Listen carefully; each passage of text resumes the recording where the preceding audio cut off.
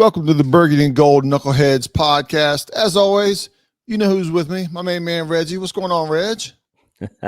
What's up, Doc? How you doing, man? I'm doing well. It's a little bit of a slow time of the season for us, but I thought as we're getting closer, we're within about 2 weeks, so I thought maybe we would talk about, along with other things today, but we would start talking a little bit more about the upcoming draft. When you're 4-13, man, the draft is important. The draft is a lot more important for the Commanders than it is for the Kansas City Chiefs, right? It is, and this is about the only time you're okay with the team being bad because it means you're picking high in the draft, and it's Yep. always exciting for the team to get a player that could change your franchise, right? And for us, it's a combination of changing ownership, which trickles down to changing GM and head coach. And so we have different decision makers. And thus far, it looks like we have competent decision makers. So Right. here we are in this prime position with competent decision makers. And man, we feel like we're about to change our franchise here. So the fact that the draft is around the corner is always exciting, but it's a little special exciting for Commanders fan who's been a long time waiting for this. But other than that, man, how's everything else going? Everything's been going well. I know a lot of the country, if you didn't experience it, they are over and done with hearing about the eclipse.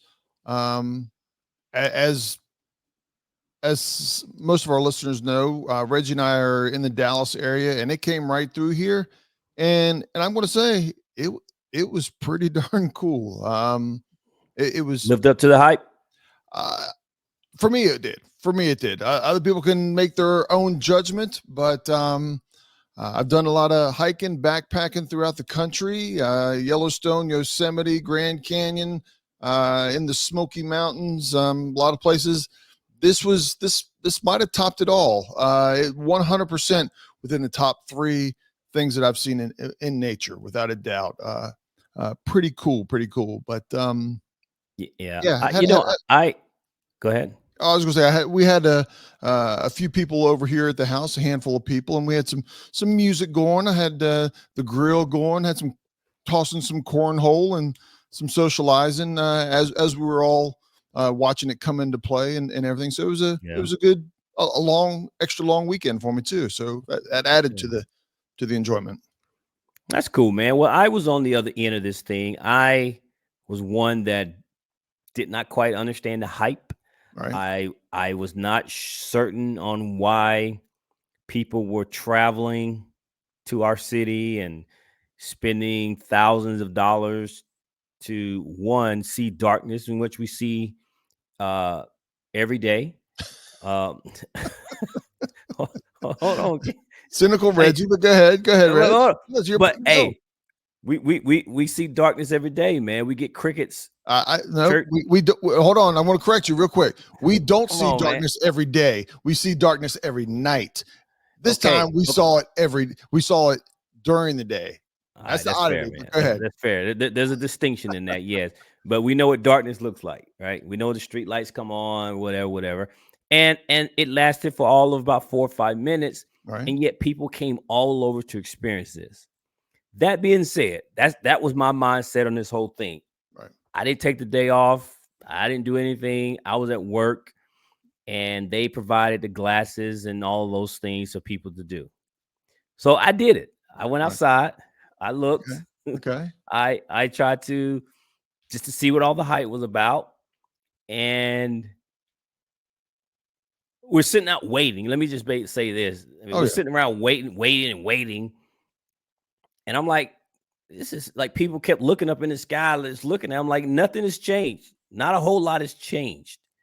So we waited, but as it got to that 80-90%, and it really started to get dark, for someone like myself who did not understand the hype on it, I will say it was actually pretty cool. I was glad I got a chance to see it. It was very neat. It was very interesting, and it was actually I didn't even think it would get dark as it did, but it got dark. Right. The street lights came on. You could see stars Street lights came on. Yeah. and all of those types of things. It was actually pretty cool. That being said, there's no way in hell, even knowing what I know now, there's no way I'm hopping on a plane to go fly somewhere to go see it again. I've seen it. It was neat. I could say I've saw it. I'm not driving hours. How far would you drive to see it if it was 5 years from now, 10 years from now? There's another opportunity. What's the maximum distance you would drive to see it? To be right in the dead center, to be in the dead center like you were here. 30 minutes. 30 minutes. Maybe an hour tops, Ken. That's it. That's how far I'm going. You barely get out of your neighborhood in that distance, you know? Hey, that's it. That's it. But okay, hold on. By the time the security guards open up the gates to let you out, you know. Look, let me be clear. Outside of the Dallas city limits, okay? Because you're right. You can drive within the city here and still be within the city in an hour. But I'm talking outside of Dallas, the metropolitan area, 30 minutes, maybe an hour tops. So no way you would go to Austin, as an example, which is for most people. No. That's what, 3.5 hours, roughly 3 hours. No, I'm not driving to Austin to go see 4 minutes of some darkness again. I'm not gonna do it. Well, just for the record, I'm good for too far. I'm no problem. A day's drive, whatever a day's drive is, 8-10 hours. No problem. I do it again. I do it again. You talking about going to Austin, which is 3 hours away. I'm not going to Waco. I'm not going. You might get an hour out of me, but that's you wouldn't even come to my house, right? And we're only 35-40 minutes, so we already see that's out of the window. I mean, I had beer, drinks, cornhole, music, barbecue. I had everything for you, and you're like, I'm good. I even had glasses. I had free glasses. As soon as the sun started coming back up, I went back inside. I was like, I gotta go to work. Well, because making that money, you're making that big money, you know. I mean, Wall Street was still functioning, right? You still had to represent on Wall Street. So okay, before we get this thing back on track, notice people who talked about Yosemite and all these places that I've never heard of, who he's been to see, but this topped them all. I was right here. I went outside the parking lot at work. This guy, I done seen it all. This topped it, top 3. So you go ahead and hit that for yourself. Go ahead, let me hear it. Hey, I take the Greyhound bus everywhere I'm going. That's the difference. That's the difference here, Ridge. Anyway. And hitchhike. Anyway. Ken got that money like the Commanders in that salary cap money. So we still got 50 something million, $60 million to spend. But you know what? For sure. First thing first is the draft, and here we go. We have 6 picks in the top 100. Correct. And I've been on record to say that I am convinced that no matter what happens with the number 2 pick, I do not think that we use all 6 picks. I think they're going to be packaging some some of those top 6 picks and using them to trade and maneuver around within the first and second round. So I don't think we're going to end up with 6 of the top 100 players. But what do I know? They've been keeping it tight-lipped over there at Commanders Park, if that's what it's called. Yeah. I don't even know the name anymore. But they've been keeping it pretty tight-lipped, and I will say I'm actually excited that they're doing it this way, that we have no idea what Adam Peters and those guys are thinking about doing at this point. And I love the fact that your Adam Schefters of the world, all your national reporters, they have no clue. They're all over the place trying to read the tea leaves on what they think Washington's going to do. So every time I see a report, whether it's I'm drawing a blank now, I almost mentioned Colin Cowherd and all of these people, they have no clue. Anytime, well, I've been hearing this. No, you didn't. Stop lying. You have not heard anything. No, the heads that be ownership, GM, coach. These aren't rookie guys, right? They've been in the business. They know if anything, you roll out some multiple false stories, and you keep your mouth shut, right? It, who the only people that it benefits to leak something out, because we know who's going number one, right? So the only people that it Do we know? yes, yeah. Okay. So the only person that it benefits to leak anything out whatsoever is the press themselves. So, they can make up their stories. Oh, I got an inside source. Well, you know what? I'm not listening. The knuckleheads have an inside source, and we're about to let you know what we've heard so far. Because it's pretty much a lock what we say on here. Because we've got Hey. we got the guys on speed dial here. Hey, we know people too. Yeah, we know people. We know people. And you were talking about the six in the top 100. I mean, I don't know if we package them and as example, take a second and a third and move up high in the first round as an example, or if we give up a second, right? Maybe a high, maybe our second round pick we give up to get a first next year. Right. There's multiple things that we can do. We're heavy right now. We're heavy with money. We're heavy with draft picks. And one thing I know is opening day next year, you better print out a roster, right? You better print out the roster because there's so many changes from the obviously we already talked about the ownership, GM, the coach, basically all the coaches. And half of the players are all going to be new names that you're gonna love it. You're gonna have to learn. There's gonna be love it. There's gonna be 4 or 5 or 6 that everybody learns real quick, but you're gonna be like, oh, who's that? Who's that? Who's number 62? Who's that guard 62? Oh, okay. That's who we picked up from XYZ. Yeah. Who's number 99? Right. Yeah. There's gonna be a new 99. Right. Absolutely. Yeah. So yeah. So I'm cool with it, man. But I want to ask you this though, with the number 2 pick, because again, we don't know. Right. We all suspect it's going to be QB. Correct. So I'm going to assume, unless you think otherwise, I'm going to assume we're going to stay put at number 2. Okay. You think we stay at put? Yeah, I do. Okay. I think just about anybody will be shocked if we're not. I think the assumption might be, depending on where we slide, right? If we go from number 2 to number 5, then that means it's not gonna that the staff thinks that whatever additional picks they get, plus the quarterback that they get at number 5 or number 6, and I'll just throw out a name of whoever, McCarthy, JJ McCarthy. McCarthy. That they think that he has what it takes to be successful in the NFL, equal or better than what most people put Daniels or May as the two choices. When you add in the additional draft picks we would get for sliding back 2, 3, 4 spots. I don't think that's going to happen. I think as important as quarterback is, you don't play a game like this. You go, you get the person that you want that is available, and you go from there. You want to start being tricky and all that stuff in the second, third, fourth round, go for it. But I think when you need a quarterback, you just get the quarterback that you want or that you need. I'm not 100. I'm 50-50 on whether or not they stay or trade back.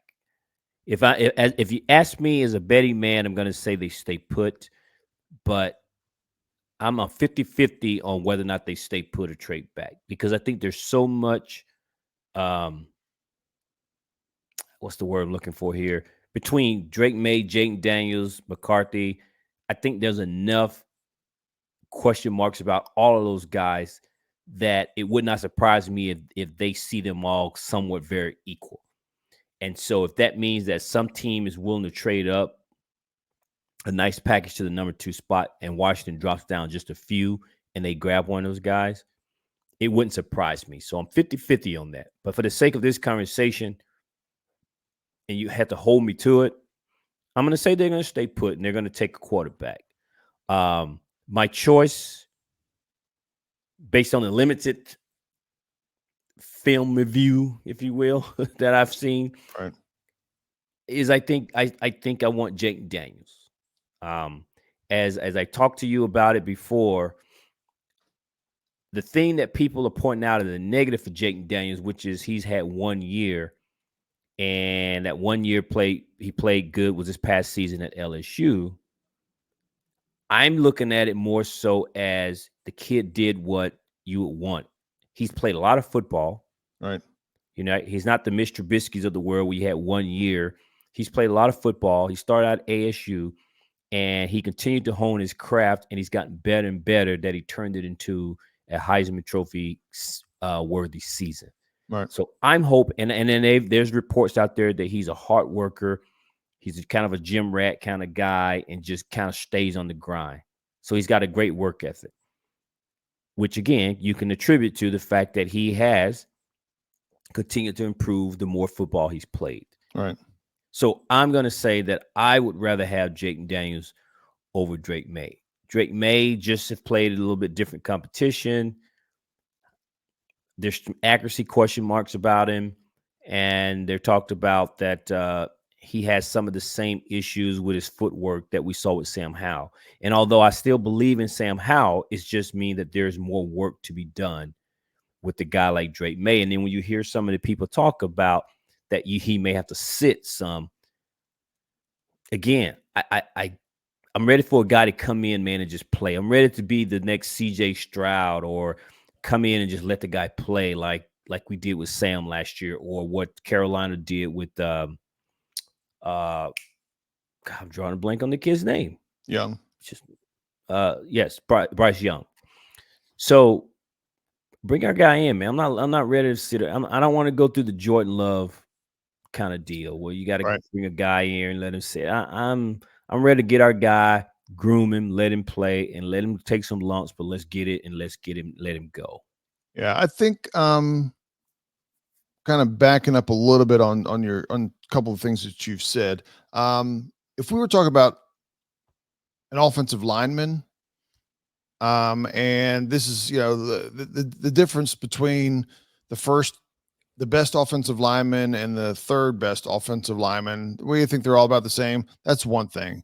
At a quarterback, it's too important.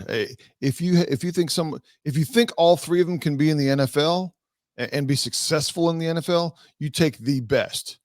Period. Quarterback is just way too important.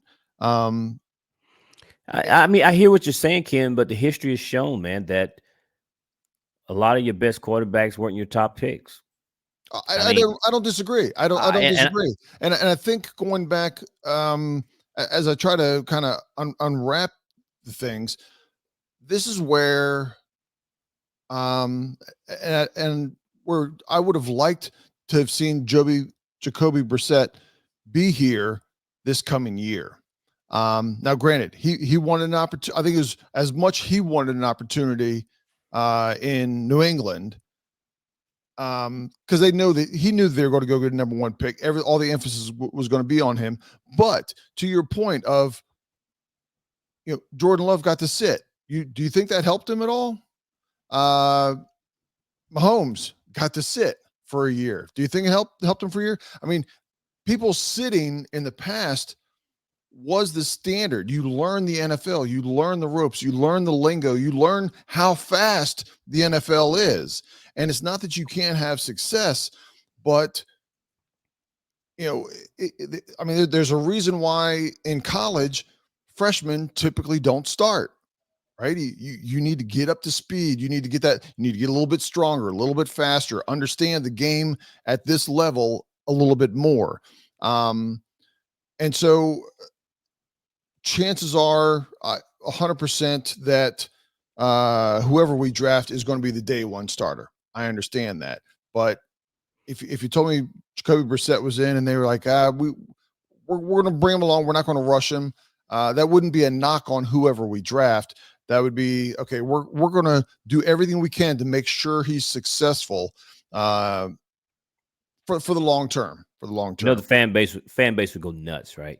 And that's okay. You manage it, right? This leadership on this team has managed it up to this point. You continue to manage it. You don't coach and GM for the fans. You coach and GM for success. And if you start doing it to the fans, that's going to be your failure. I don't disagree. I don't disagree. It was just more of an observation that when the narrative is going to be, you drafted a guy number 2 overall, and you don't even let him play. He's got to sit. Whoo, right. Boy, it's going to be crazy. And then going back to judging Jayden Daniels and Drake May. Which guy you picking? Well, I need an answer. I will say, you know, initially going in, I was a Drake May. Well, I'm not down on either one of them. Let's just put it that way. Okay. My initial reaction was Drake May.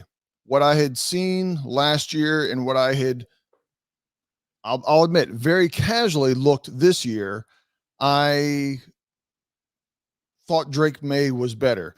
Jayden Daniels, initially, I was like, I don't want Jayden Daniels here. I'll be honest. Why? I saw, and I think what ends up happening from my perspective, because I didn't watch a lot of LSU initially. Now I have been watching a lot of tape, but when all you see is highlights, and so what you do is you say, "Oh, this guy can run and he can throw it deep." That's not how you succeed in the NFL. So what I started doing is I went out and found game film of every single run or pass for certain games that he played, right? And I basically tried to ignore any long pass or any 30, 40, 50-yard run. I wanted to see how he ran the offense. So I'm looking, how are you throwing it to the back? How are you throwing your crossing routes? How are you, a little curl, a little slant? How are you hitting these plays? Are you reading? Are you going to your second or third receiver? And as I started watching that, I started to be more impressed. And I thought, okay, this guy isn't just the big play guy. He is hitting these plays. He is hitting these guys in stride on a little 7-yard slant, a little, 5-yard out. He's hitting these guys. And then I started looking at some of the stats. The last 3 years, you mentioned, 3 years ago, he was at Arizona State, and then the past 2 years at LSU, his completion percentage continued to go up every single year from 65 to 68 to 72%. You don't see people in college that throw 61% completion rate in college and then come in the NFL and all of a sudden they're accurate, right? Okay. Maybe if they were throwing the ball away a lot, or they were running for their life, because of a lot of injuries on their offensive line or something. That's traditionally not how you're going to see it. Drake May, 2 years ago, threw at 66%. He lost some weapons and that were around him, but he dropped back to 63%. Not horrible, but Drake May was slinging the ball around the last 2 years. He had 943 pass attempts, right, in 2 years. That's not a 17-game season, right? We're talking 10, 11 games here, to where Daniels still threw a lot, 715. So in 2 years, Drake May threw, what is that? Over 200. 225 extra passes. That's an extra 5 games, But. And I'm not saying that's a knock. I'm just saying, Drake May was slinging it. I understand, but let me just say this, and this is actually something that's positive for Drake May. You can make the argument. You mentioned Drake May lost a lot of his weapons. Jake Daniels still had 2 receivers that are going to be selected and playing on Sunday. So therefore, there's less passes to throw because his guys are taking it to the house or they're scoring touchdowns. Right. So whereas Drake May, for example, had to throw 10 passes on the drive, Drake May only threw 6 passes on a drive, and he got 7 points out of it. So Absolutely. I understand. So that's just a way of saying I understand he threw more, but because he had lesser talent on his team, he may have had to throw more because they were trailing or just put the game in his hands. And in LSU, that was not the case. And I think it is my statement here is a balanced statement. That yes, he had a couple fantastic receivers. I also think the receivers had a heck of a quarterback. So it was a Fair. balance. One complemented the other. I don't think That's fair. that he did this because of that or they did that because of this. I think it was balanced because the play they are, and that's why I didn't look at the big plays. Right, I'm like, I'm speaking specifically on the discrepancy in the number of throws.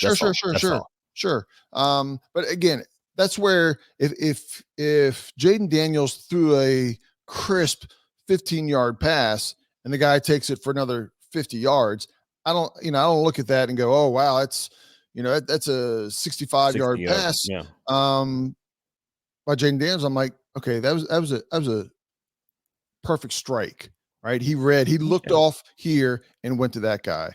All that being said, I am in the Jaden Daniels camp at this point. I think that his upside is potentially higher than Drake May. I think Drake May. Are you concerned about the weight? Pardon me? Are you concerned about his weight? No, I think that they will feed him an extra cheeseburger here and there, get him in the weight room, and he's a professional now. I'm sure he'll put on 10 to 15 pounds in the next year and a half. He may always be thin, like a Randall Cunningham always was. But he's got the size. He's 6'4". Yes, we'd like him to have another 15 pounds, but heck, don't get hit very often, and it's not going to matter. But yeah, I am in the Jaden Daniels camp. All right. By a little bit. I'm not anti Drake May. I just don't know how much growth Drake May has in the NFL. I think he can be successful, but can he take it and be the guy, the quarterback? Not as confident. All right. But okay. But that only covers the first round, Reg. I've got no intention of trying to go through all 7 rounds. But as we said, we've got 6 of the top 10. I'm sorry, 6 of the top 100. We've got 2 picks early in the second round and then 3 in the third round. What do you think with the holes that we have and the talent that is out there? What do you see potentially us targeting earlier rather than later in the early second round picks versus later in the third round picks or beyond the third round, right? Okay. So let's talk about the first 2, right? We have pick number 36 and pick number 40. So they're close together. Yep. Because again, I don't know what they're going to do clearly. And I've not tried to get wrapped up on trying to even figure it out. Right. So I'll just simply speak from a very high level and say that between those 2 picks, if they keep both picks, I think they need to go offensive tackle and probably defensive back at those 2 positions. Okay. In any particular order, don't really care, but I think that's where they're addressed. However, this is also where I think, as I mentioned earlier, that I don't think that they draft 6 players with those 6 picks, that they package picks. This may be a spot where they trade into the first round with one of those picks and then pick up an offensive tackle, because I think just based on the lack of signings, if you will. We didn't go big free agent in tackle, and we Right. certainly didn't draft a lot of free agency, B or C level. We're rolling with the guys we have. We re-signed Cornelius Lucas. We obviously there's Wiley on the right side, and then of course we released Charles Leno. So I think the draft is where they're going to address tackle, and they may draft more than one tackle.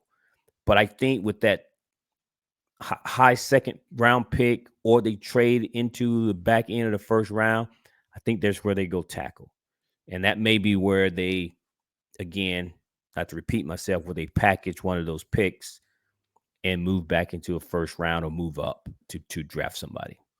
Yeah. But in any particular order, I think it's offensive tackle and DB is where I think they need to look with those high second round picks. Okay.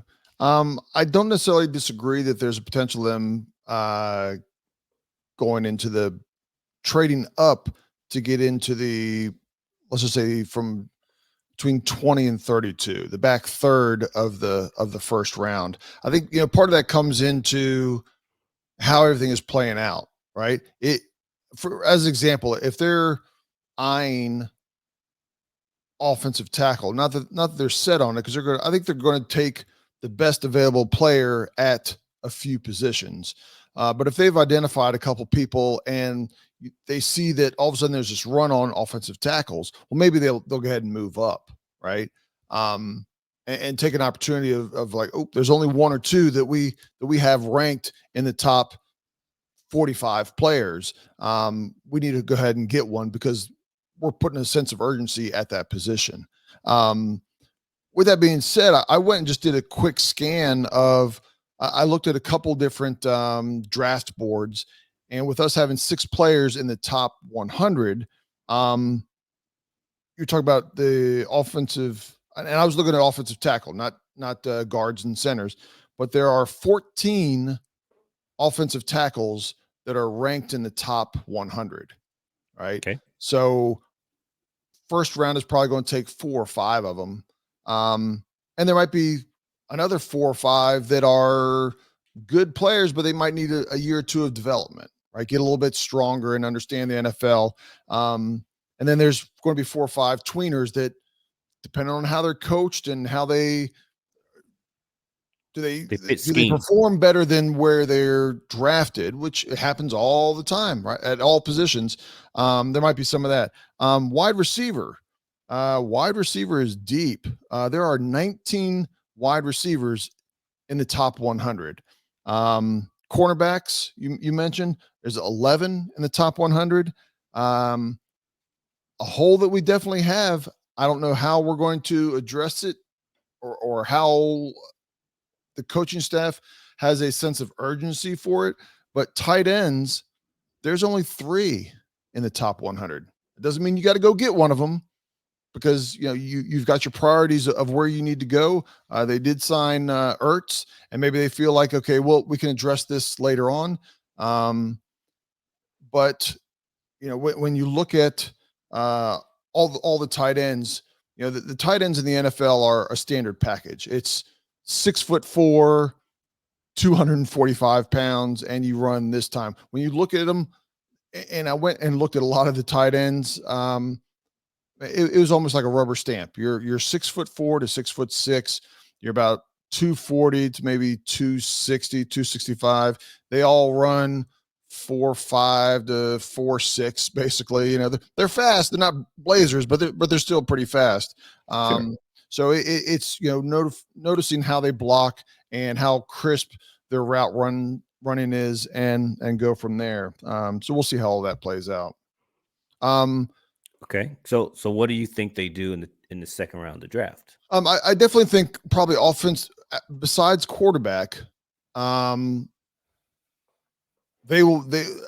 position that they're going to be having their eye on the most is offensive tackle.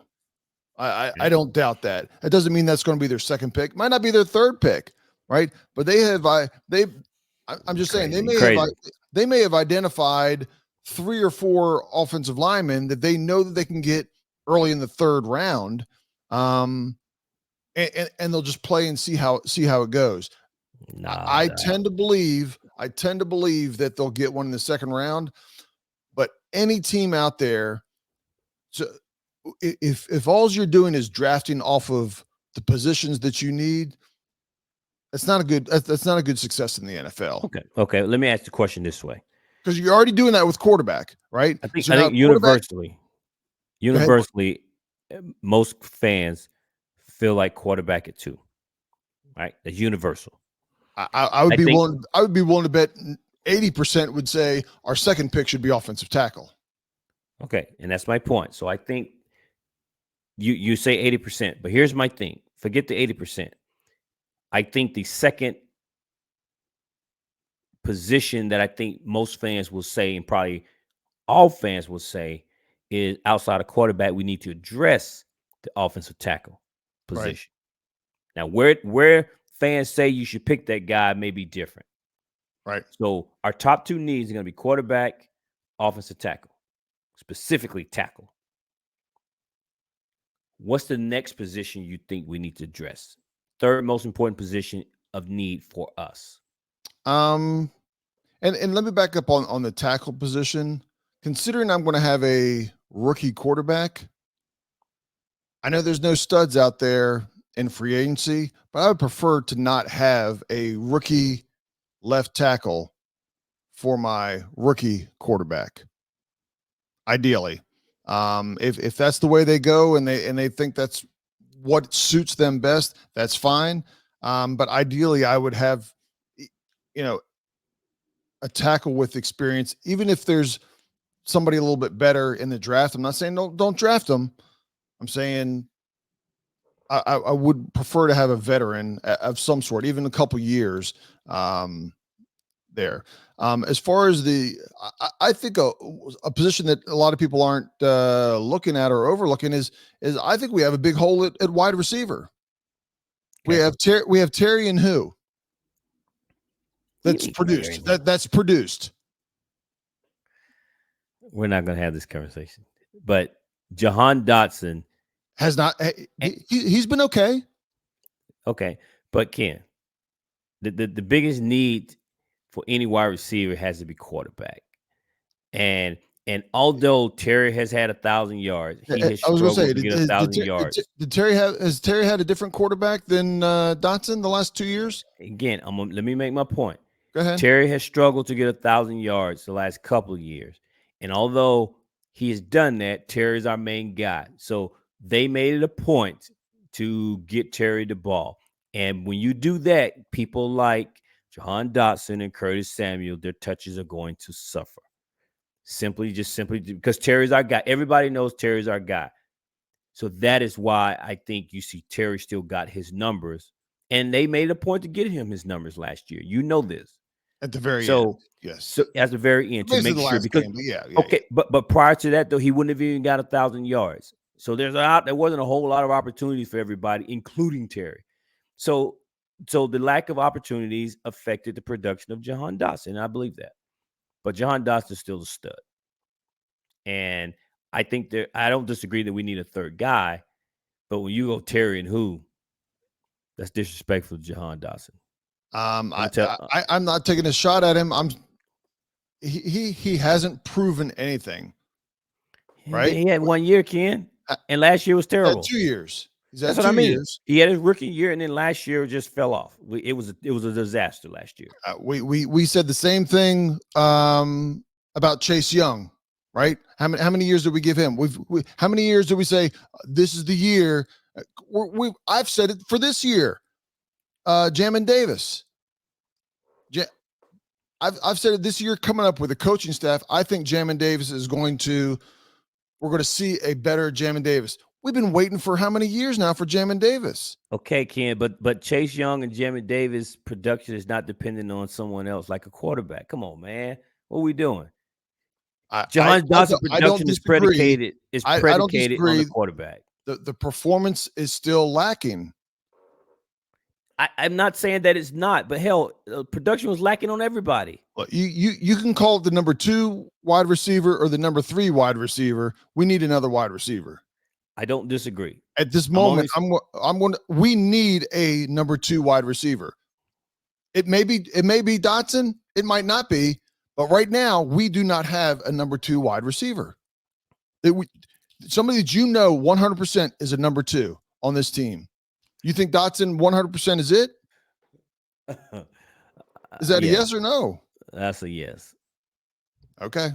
That's a yes. I want him to be, right? We're a better team if he is. Listen. This kid, until he got hurt his rookie year, was killing it on his rookie year. He had moments of killing it, and he had moments of disappearing. Go look at the numbers. He would have a couple games, and you're like, man, this kid is real. And all of a sudden, he'd be like 3 games with nothing. You're talking about the year we had Carson Wentz, Taylor Heineke, and Matt Fromm or whoever this kid. I mean, come on. Look, I know this is not what the podcast is about, but Jahan Dotson was producing even with those guys. And last year, for some reason, whether you want to blame it on Eric Bieniemy, you want to blame it on Sam Howell, you want to blame it on Ron, whoever, it affected the production of a lot of people last year, including Terry. And the only reason Terry got his streak and was able to get some production because he's considered wide receiver 1, and they made it a point to make sure he got his numbers toward the end. Otherwise, everybody was down last year. What I heard you say is it was Bieniemy's fault, Hal's fault, Ron's fault, XYZ's fault. The only person that you didn't name for their fault was the player himself. And I'm not dismissing that all those things couldn't have been factors. But I'm just telling you at this moment, he hasn't proven that he's a number 2 wide receiver. That's fair. That's fair. And I'll leave it at that. But you asked the question. You asked the question who? Well, you think you're fine with him being the number 2 wide receiver. So my guess is you don't have wide receiver until the 3rd or 4th or 5th round. No. I don't care where they pick him because the draft is deep with wide receivers. Right. So whether you get that guy in the 2nd, the 3rd, or 4th round, the draft is deep with these guys. That's number 1. So the round isn't as important as much as we need to get a guy that's going to be ready to come in and step up. Because as I said before, Terry's an older receiver, and he only has so many more years left personally that I feel. But I believe Jahan Dotson and Terry, and then you get a 3rd rookie receiver who can come in. Because at a minimum, if one of those guys get hurt, you still need a 3rd receiver. So that I do think wide receiver is important. But I think it goes Terry, Jahan, and then you get the rookie. Whereas you see it's Terry and then the rest of the guys. I would even say who's your 4th or 5th wide receiver. And that's fair. And that's fair. But my point being is we still need another guy to step up simply because if one of those guys go down due to injury, even if they miss 3 games, right, you need the production at the wide receiver spot. So I do think it is our third need, ironically, is to have a 3rd wide receiver because it's not Dommy Brown.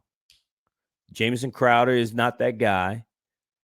And then I don't know who else is on the team in terms of guys who can step up. So we're not deep there. So yes, absolutely. For me, it's quarterback, tackle, and then you could probably go wide receiver and DB somewhere in there. But yeah, wide receiver is very, very important. Yeah. Just not going to be disrespectful to Jahan. So you agree with me 90%, just not the again. I'm not trying to because I think we have 2 like that. Because I think we have 2, whereas you think we have just 1. I think we have 2. That's the difference. I think we have 1 and still a question mark. And that's not an insult to him. It's just again, everything that I understand we have funneled the ball more to Terry than we did to Dotson. Outside of that factor, everything else has been equal, and just Dotson has just kind of disappeared. He has moments where, and I agree, he has moments where you're like, man, this guy is bad, man. I mean, bad in a good way. And then again, I don't know if it's the scheme. I don't know if he's getting open. It's hard for me to a lot of times it's hard to see the entire field to see if this guy was open or not open, or if he's beating his guy, or if is somebody sitting on his hip the entire way, no matter what route he's running. Is he not able to get that That's separation? fair. But I'll make this analogy and then we'll wrap this up, right? Yep. I agree that he had a good rookie year and then he had a down second year. So this third year should be telling for a lot of us in what we think or believe in Jahan Dotson. That's one. Number two, the parallel to me is going to be Cam Curl. Cam Curl was played well, and then he didn't play well, right? He had a little bit of both. And so the question becomes, who is Cam Curl?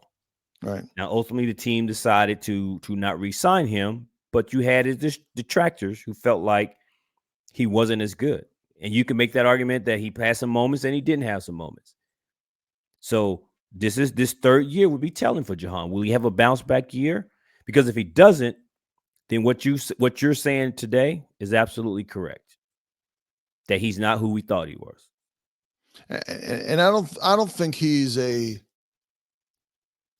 Let me just say, I think the worst that he is a third wide receiver.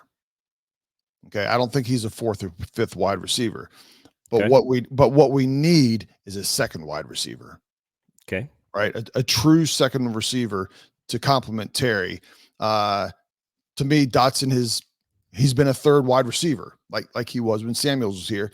I would love for him to, or whoever we draft, somebody to be the number two wide receiver as opposed to a one in Terry and a couple The rest threes of the and guys. fours. So I understand. I completely understand. It's just that I believe we have that guy.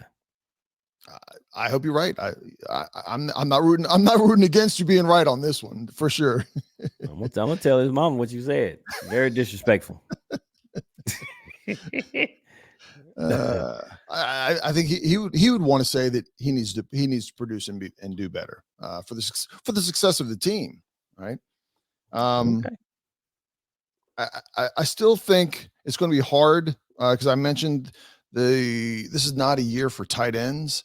But I see tight end as being troublesome. Ertz has had some injuries, and he's older as far as tight ends are concerned. So if he goes down, there's a big hole. There's a real big hole. I think that potentially, in the I don't think we have a fourth pick, but fifth round, sixth round, seventh round, I wouldn't be surprised if we get a tight end. I mean, who knows? Maybe we'll get one in the top 3 rounds, but I think we'll address the tight end in the draft at some point. They will, but I'm not ready to. If I'm to be completely honest here, I'm a little bit hesitant to indict the roster at this point, because I think for me right now we have to question whether or not these guys were either used correctly or how well they were coached. So whether it's Emmanuel Forbes, whether it's the drop off of Benjamin St-Juste, whether it is the coaching of Imani Rodgers and Cole Turner, or Rodgers was hurt, right? He was hurt right, last Ray year. got hurt, right? Yeah. But Jamin Davis, like, how different would these guys look under this regime? Now, if they can't get any production out of these guys, then I have to look and say, okay, it's the player. And that includes Jahan Dotson, to be honest. Yeah. But if Jamin Davis doesn't look any better, St-Juste, Emmanuel Forbes is still out here running around. All these guys are just being guys on the field in the uniform. Then they won't be here the following year. And then that means that we were wrong about a lot of these guys. And it just goes to point to the drafting of players by Ron and his crew.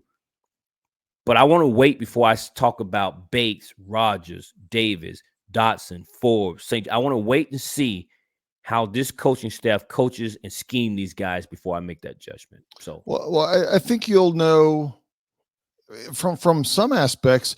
I think you'll know opening day, because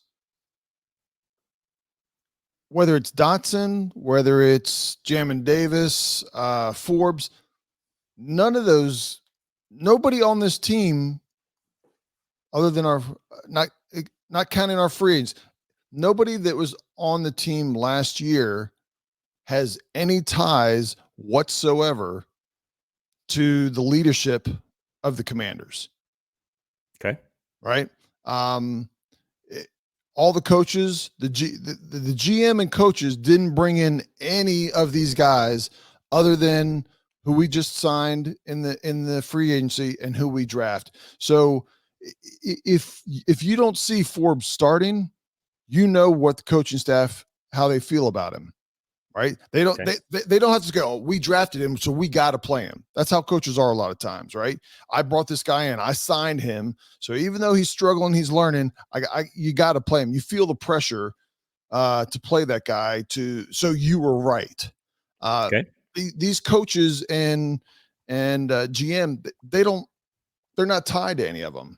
So when you see a Jamin Davis start at outside linebacker, you know that Quinn feels like he should be starting, Okay. right? Whatever position this is, they've done the evaluation. Everybody basically has a clean slate, and these are the best 22 players that we have that are starting on the field. If Ron was here, again, you start having favoritism, and I brought this guy in and he's been good for me in the past. Yes, he's dropped off, but I don't want to be the bad guy and cut him. I mean, you just have these things that happen naturally for a lot of coaching staffs. Okay. So. I don't disagree, and I'll wait to see. I'll wait to see how this coaching staff works with these guys. Yeah, you talked early on. I'm kind of circling back around because I pulled it up. You're talking about obviously we're going to get through this draft, but after the draft, I think there's going to be another mini wave, and by a wave, it might be 3 or 4 players. Another mini wave of free agents. Washington at the moment, they cap space they have, it depends on how you want to look at it. They have the cap space listed at 43 million. They say effective cap space is 33 million. That's still, a lot of money to make some key moves, right? Somebody gets cut halfway through training camp that is young and still has talent. Maybe they got cut because of their own cap issues that they're trying to deal with, a post June 1st cap that they finally decided to make the cut. Washington is in a place to make some of these moves and pick up players. So For sure. it's not how you want to build a team, based off of somebody else's cuts, but you might have the opportunity to take advantage of it. And again, I think there's a limit, but money that we don't use this year is able to be rolled over to next year. So, next year's salary cap, I've got it right here. I think we'll end up re-signing because we got a lot of people that are on 1 or 2 year contracts, but we are 6th in the NFL as available cap space right now, plus whatever we roll over. So, right. That's just an FYI type of information there. Yeah. Well, they'll, and to your point, they will get some other players here. They're not done, but the focus right now is on the draft. Yep. That's where it's at. And then the second wave of free agency will be a continual process of supplementing through free agency. They've always said they're going to build through the draft, supplement through free agency, and they will continue to do that. And there will be some guys get cut, no doubt, and we will be in a prime spot. I mean, even when people were getting cut, everybody was connected to us because we had the cap space for it. Right. And that won't change after the draft. So we'll see what happens, though. And also that Washington is making moves, right? We're not they don't look, the NFL does not, and even the media with the NFL doesn't look at us just standing pat, being conservative. We are definitely building. We're not going to be, we're not a couple players away from a Super Bowl, so we're not making those kinds of moves. Like you've seen San Francisco make the last couple of years, right? They've been all in with some draft picks and some high dollar signings to try to get them there. And hey, a lot of it has worked for them because they've gotten to the Super Bowl. But Washington is not in that position yet. So correct. That's all I have for this. I think we'll end up doing another podcast. Definitely at least one just before the NFL draft. See what kind of rumors are shaking, and what kind of trades are. Who knows that there may be some trade rumblings, like you mentioned, where Washington is sliding back a few spots. You never know. Never know. We'll see. We'll be here for it, though. Anything else you got there, Reg? That's all I got, man. All right. We appreciate everybody listening in. If you haven't subscribed, you're just a click away, right? Just go ahead and click subscribe, and so you get notifications. And share. And always reach out to us on Twitter. That's where we're the most active. But until next time, knuckleheads, peace out. Peace out, y'all.